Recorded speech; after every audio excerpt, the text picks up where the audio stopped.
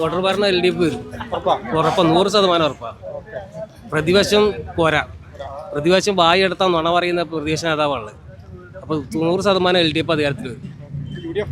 UDF ഒരു തരംഗം ഉണ്ടാവില്ല. UDF പായതിനേക്കാൾ സീറ്റ് കുറയും. അതാണ് LDF 100-ലധികം നേടും. മുഖ്യമന്ത്രി പിണറായി വിജയൻ ആവുന്ന സാധ്യത. UDF ജയിക്കണം. പറയാതെ തന്നെ എല്ലാവർക്കും അറിയണതല്ലേ, എല്ലാവരും അനുഭവിച്ചതല്ലേ, അതുകൊണ്ട് പ്രത്യേകം പറയേണ്ട ആവശ്യമില്ല. അങ്ങനെ UDF ജയിക്കട്ടെ. അപ്പം ഇന്ന് തിരഞ്ഞെടുപ്പ് ഇപ്പം ഞങ്ങൾ പറയില്ല. അങ്ങനെ ഒരു ഇതില്ല. എന്നാലും ആദ്യം പാർട്ടി ജയിച്ചു വരട്ടെ.